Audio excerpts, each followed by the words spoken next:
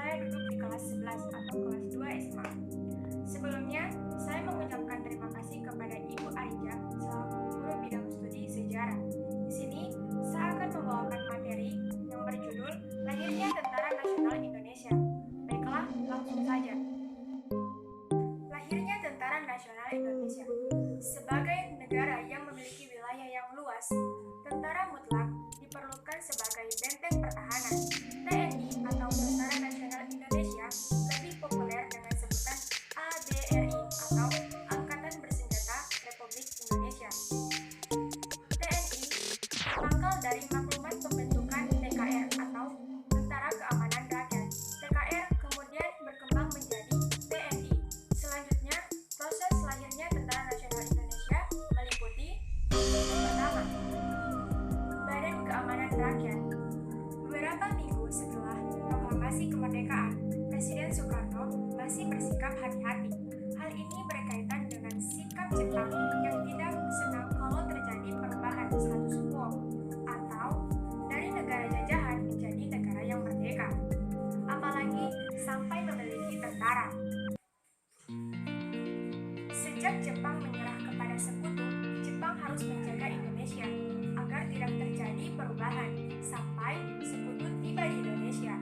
Karena takut kepada pemerintah sekutu, Jepang bersikap keras terhadap Indonesia. Sikap keras dan tidak kesenangan Jepang terhadap Indonesia itu meliputi, misalnya, melucuti persenjataan dan sekaligus membubarkan peta pada tanggal 18 Agustus 1945. Jepang takut peta akan menjelma menjadi tentara Indonesia.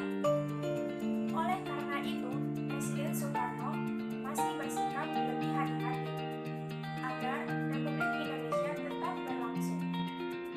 Sampai akhir bulan Agustus 1945, sikap hati-hati Soekarno masih tetap dipertahankan. Hal ini terbukti pada waktu diadakannya sidang TPKI pada tanggal 22 Agustus 1945. Untuk menghadapi situasi itu, diputuskan untuk pembentukan BKR atau Badan Keamanan Rakyat. BKR dibentuk untuk memelihara keselamatan masyarakat dan menjaga keamanan di berbagai wilayah. Oleh karena itu, dibentuk juga di berbagai daerah. Namun, perlu diingat kalau BKR itu bukan tentara. Jadi, sampai akhir bulan Agustus 1945, Indonesia belum memiliki tentara. Pembentukan BKR ini menimbulkan pro dan kontra di kalangan pemuda. Para pemuda yang tidak puas terhadap kebijakan pemerintah dalam pembentukan BKR ini kemudian membentuk badan-badan perjuangan. Badan-badan perjuangan yang dikenal juga dengan Laskar, yaitu organisasi yang tidak memiliki senjata, tidak disiplin, dan tidak memiliki pemimpin yang berpengalaman. Demikian pula, pemuda Sukarno dan Adam Malik membentuk Komite Dewan Aksi yang dimaksudkan sebagai gerakan yang bertugas dalam penunjukan senjata terhadap sekali Jepang yang merebut beberapa lokasi wilayah Jepang. Munculnya Komite Dewan Aksi kemudian disusul dengan bangkitnya berbagai badan-badan perjuangan lainnya di bawah Komite Dewan Aksi seperti API atau Angkatan Pemuda Indonesia, BARA, Barisan Rakyat Indonesia, dan BBI atau Barisan Buruh Indonesia. Badan-badan perjuangan juga dibentuk di luar Jawa, yaitu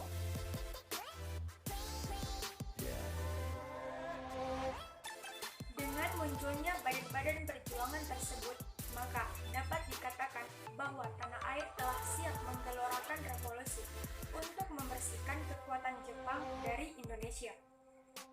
Selanjutnya, Tentara Keamanan Rakyat.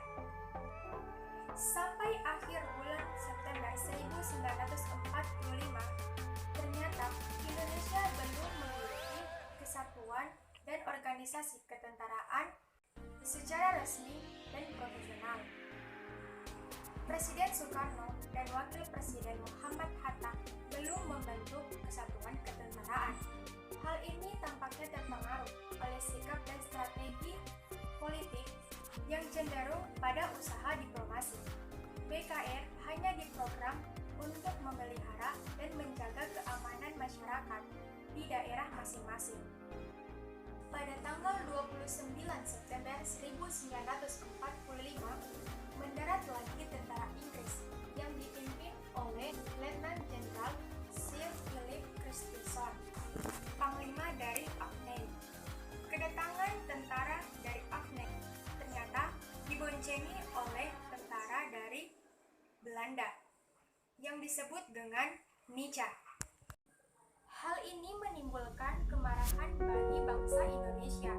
Akhirnya timbul berbagai insiden dan perlawanan terhadap kekuatan asing, terutama kepada tentara Belanda.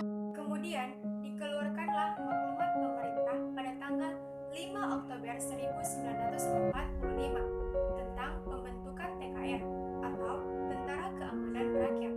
Adapun maklumat itu berbunyi,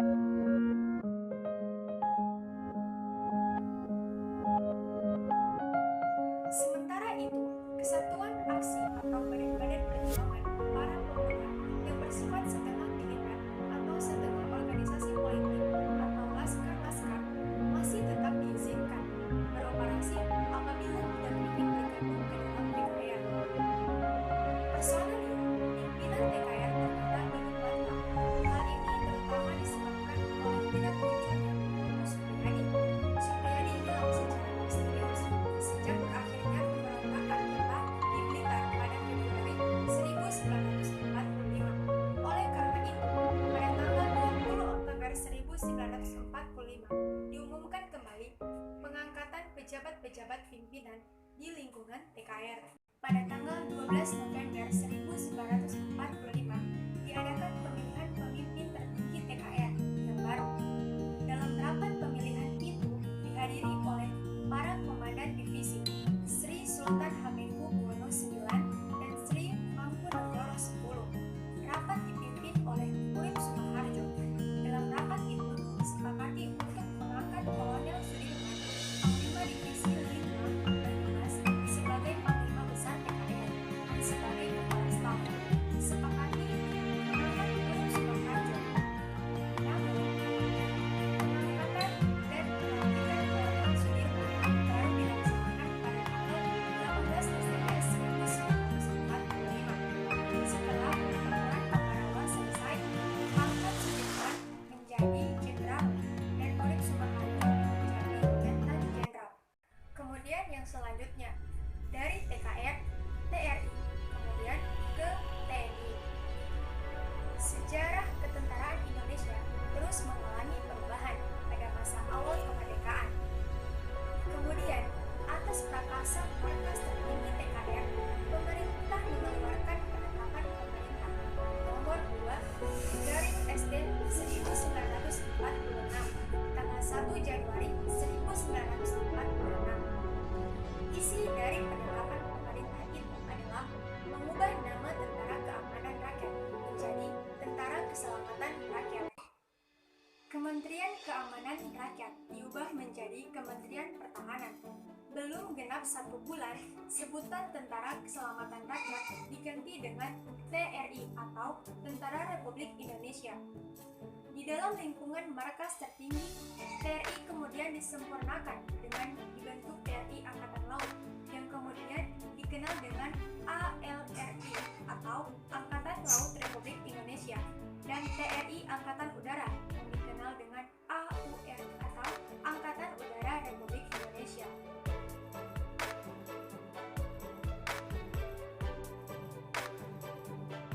Pada tanggal 5 Mei 1947, Presiden mengeluarkan dekret yang berisi tentang pembentukan panitia yang disebut Panitia Pembentukan Organisasi Tentara Nasional. Panitia itu dipimpin sendiri oleh Presiden Soekarno. Setelah panitia itu bekerja, akhirnya keluar penetapan Presiden tentang pembentukan organisasi TNI atau Tentara Nasional Indonesia. Mulai tanggal 3 Juni 1947, secara resmi